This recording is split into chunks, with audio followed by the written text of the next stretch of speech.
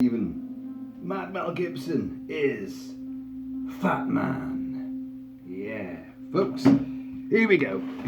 How are you all? You're doing very well.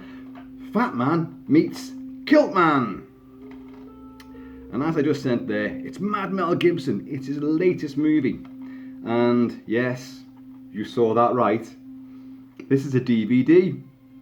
What? Not a Blu-ray. And not even UHD. What's going on here? DVD? Do they still make machines that play DVDs? Yes, they do. And I've watched it. Now, this is Mel's latest film.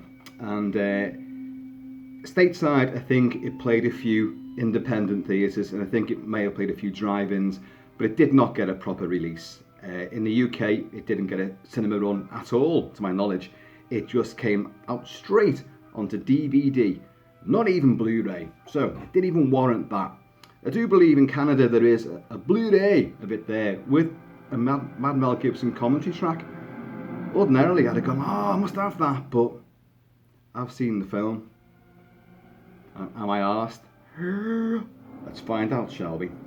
Yeah, now Gibbo, because of several years worth of controversy and sticking the finger in the eye of the establishment and rankling people, brushing people up the wrong way, saying the wrong thing at the most inopportune of times, the mighty Mel has fallen afoul, and he is still struggling to get back into mainstream, and it may never happen. I don't know.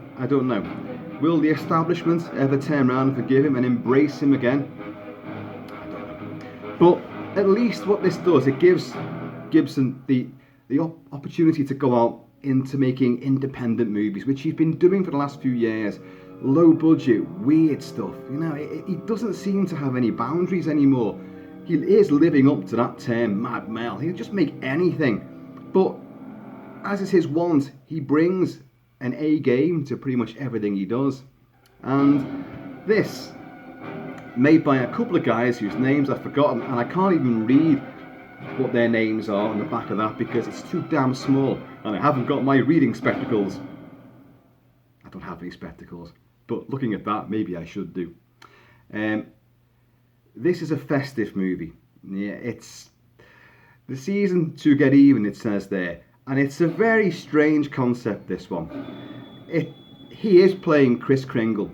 He is called Chris throughout the movie, and he is Santa Claus. Yes, Father Christmas.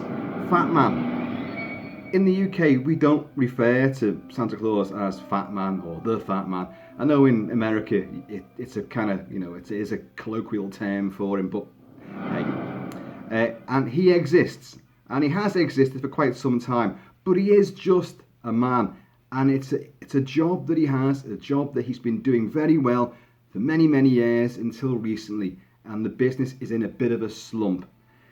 He can't make ends meet. He's married to Ruth, his wife, Ruth, who is played by Marianne Jean-Baptiste, who is English. She's a Londoner, and she's wonderful. And Gibbo has a great big grey beard, sort of. His hair, he's losing his hair, as we know. I mean, looking at me now, look at the recedence here. Look what's going on there. And as you know, if I unleash that, it looks like I've got a massive lion's mane. Anyway, and they have elves. They genuinely have elves. They live in Alaska. They receive all the letters from all the kids, Dear Santa, which go to a post box, a P.O. box in the local town. And Chris will come by every few days and he'll pick up the post. Hiya, Chris. How you doing, Chris? All right, well, nice to see you. And he might stop off and have a drink in the bar. But he knows everybody. And I mean, he knows everybody. So he might meet someone, he knows instantly whether they're naughty or nice. So if he sees someone in the bar who's married and got kids and a family and should be driving the 30 miles back home instead of like chatting up the waitress, he's going to kind of hint, maybe you should go home to your family. Go on, Mike, it's for the best. But do I know you? I'm just a friend. What's your name? I'm just Chris. And I like that element to it. But as I say, business is on the downturn. kids don't believe in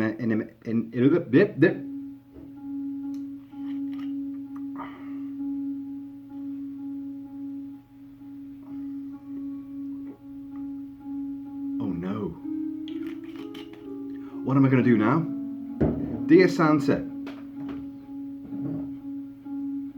way ahead of you. But kids don't believe in Santa anymore, and kids always want too much and they don't deserve it. So he will, as the time-honoured tradition, if you've been naughty, you will open your box, your package up Christmas morning, and there'll be a lump of coal. It won't be what you asked for. And the whole story revolves around lumps of coal and the repercussions thereof. Now, even though he's in a slump at the moment and he has reindeer, he has a sleigh, you do see the reindeer, you do see the sleigh, just in the workshop. But you do see the elves. The US government want to work with him. Apparently they've worked with him before, but they want to work with him again. They want because his workforce, the elves, who are all, they have no names, they're just numbers, but they're wonderful. And they are little elves with pointy ears. Crazy. But they're the best technicians and the best workers. They work massive long shifts, and all they eat is candy because they don't need protein to keep on working with such stamina.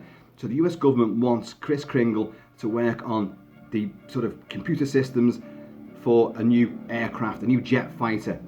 And it's a 2-month contract, but it could be ongoing. But Chris doesn't want to do this. It's not his line of work. Plus it means he's got to bring his workforce back in straight after Christmas to work on this. So, he's got cash flow problems. He's got issues on the domestic front. The last Christmas he went out, kids took pot shots at him. So he's got a wound in his side. Yeah, he gets shot at. You know, this is the modern world. And into this already strange kind of fable fantasy yet modern realistic twist on the whole concept of Father Christmas, you've got some badasses too.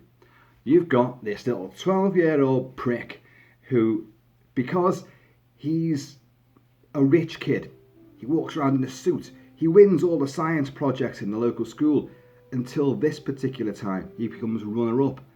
Not happy with that though. Not happy with just taking checks off his crippled, infirm but rich grandmother whom he lives with, and then forging her signature and getting all sorts of whatever. They live in a huge palatial mansion with loads of servants who he's incessantly rude to. He loses and becomes runner-up in this science contest. So he hires his assassin, his regular assassin, played by Walton Goggins, who is great. Walton Goggins, intense, crazy, funny, obscure, oblique, crazy, funny. He's all of these things rolled into one, and he's wonderful. And he plays this sadistic hitman, who also has an axe to grind against Father Christmas. But we'll come on to this.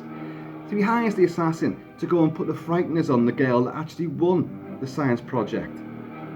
He's going to threaten to torture her and kill her mum and dad if she doesn't pretend that, oh no, she cheated, someone else helped her with the science project. So he's going to relinquish the first prize and he'll become the prize winner all over again. That's the kind of person he is. And this little pint-sized little bastard looks just like Christian Bale did in American Psycho. Yeah, it's Patrick Bateman in a suit. He looks just like a chubby-faced Christian Bale, age 12. So, because of all this, he gets a lump of coal at Christmas. That's it, Santa. So he gets on his phone again, and he calls Walton Goggins. Look, I want to do another hit. And he's already killed a few people that we've seen. And he quite clearly enjoys his work.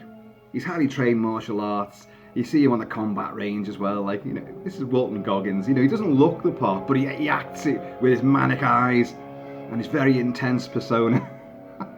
And who do you want me to kill? Santa. What? The Santa? Yeah. Kill Santa.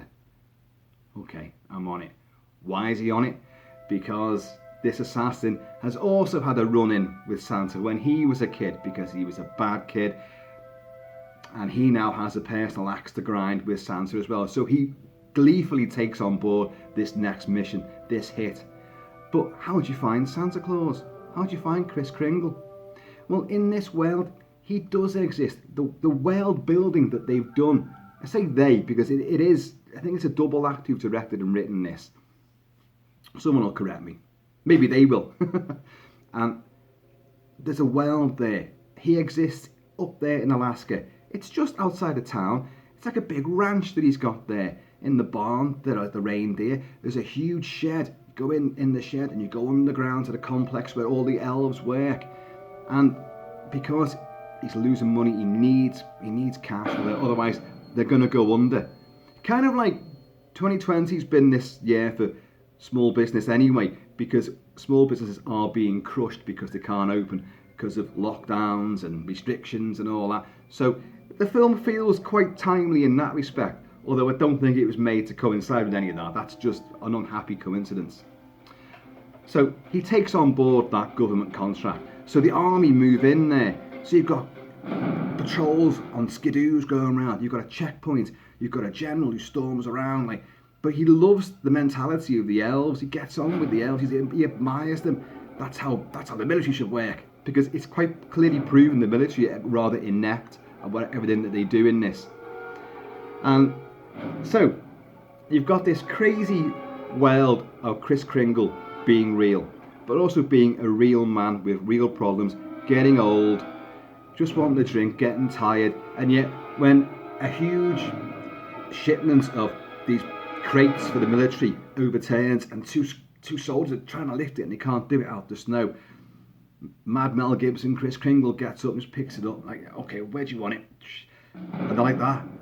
Because even though he's Fatman, he's not that fat. You do see him without his top on, and yeah, there's a little paunch there. But it is the older Gibson. We're not talking pretty boy Gibson. And yet, those eyes, those paley blues that always sealed his good looks in the younger years, they are absolutely blazing. They are like chips of the purest ice. It's unbelievable. It really is. And even on DVD, they were cutting through like crystal clear UHD quality. Unbelievable. But he's an older guy now, and he comes across, and he does it very well, and it could be genuine as well, tired. He's world weary. He's been around the block too many times. He's had the rug pulled from under him. He's made mistakes. You can actually see a lot of the real Mel Gibson being portrayed in Chris Cringle. That sounds bizarre, I know. But once you buy into this concept that Chris Cringle is a real man, but he can live on so long as he looks after himself. Where does he get his power from? How does he stay young? And the elves tell the soldier, the general, like the colonel, I think it is, well, it's giving that keeps him young. Giving. Whereas they just eat candy and it keeps them young, because their metabolism works differently from the humans, and which they explain. But this is a film with assassins and hitmen and gun battles. Yes, you heard that there. You first get introduced to Chris Cringle, and he's got an automatic, and he's got tin cans on the fence post, and he's just blowing these off. And the thing is, how does he get to live? So they don't say this outright, but in one confrontation, he will say, "How do you think I got this job? Just by being fat and jolly." We know he's got firepower there, and he knows how to use it. He can fight back. But Walton Goggins, as this assassin, he is able to track Chris Cringle down. So I'm not going to give too many spoilers away, but you are going to have action. You're going to have gunplay. But this is not a film about all that. So when it actually does get into the firepower, you're kind of like, oh shit, I forgot it was going to do this. I forgot it was building up to this. A lot of it is, it's a very indie style movie. This, as I keep saying, world building. They have created an environment where Chris Cringle could actually theoretically exist and do this as a job. You don't learn how he goes around the world in one night. You don't learn any of that. But he has the book of naughty and nice. He's able to read anybody. He might not have met them before. You might not have met him before. But the minute he sees someone, he knows who they are and what they've done, whether they're naughty or nice. And it's done in a very low-key, believable manner. Now, I will say that I enjoyed this until the end, and the end kind of, I thought, oh, I was very deflated and underwhelmed. And then I looked back on it and I thought, well, where did I expect it was going to go? What did I think they were going to do when this confrontation finally does take place? And you've got all incendiaries going off and blood. There's blood, on snow, which always looks even better. But is this movie a Christmas present, or is it a lump of coal? It's somewhere in between. As much as I enjoyed it, I have no desire to ever watch it again, which is why I was saying ordinarily I'd have gone out for the blue release of this. Anything to get like a Mel Gibson commentary. He's not the best commentator. He's funny when he wants to be. He's very witty. He can be quite descriptive, but he's also, anyone who's ever watched Braveheart with his commentary track on, get ready for a snooze fest, because he won't talk for large portions of it. Although some nuggets in it are brilliant. But I just love Mel Gibson. But that said, I am not going to pursue finding another version of this. I don't have any desire to watch it again. Christmas movies are a weird thing because they have an automatic inbuilt longevity. You look at the Christmas movies that are around, there's plenty of shit ones, I know, but the good ones, Elf, Scrooged, It's a Wonderful Life, Black Christmas to go the horror route, Gremlins, Die Hard, Lethal Weapon to give Mel Gibson another shout out there. They are perennial. You can watch it any time of year, but at Christmas these get trotted out all over again. Will that get trotted out every Christmas? It's going to have its fans, of course, but I don't think that's going to go down in anyone's top 10 of Christmas movies, because it's so left field, so oblique, so... It's interesting for a while, and then it loses that crisp, fresh edge, that, wow, this is unusual, and I'm liking it. It then begins to outstay its welcome, and you realise gradually that you're not going to get a satisfying conclusion to it. It's just going to, well, I won't say, but I was left sort of flat and deflated by it. And as I say, I began to realise as the last act began, that that's pretty much the only way it was going to go. And, it's like, all right, well, that's that then.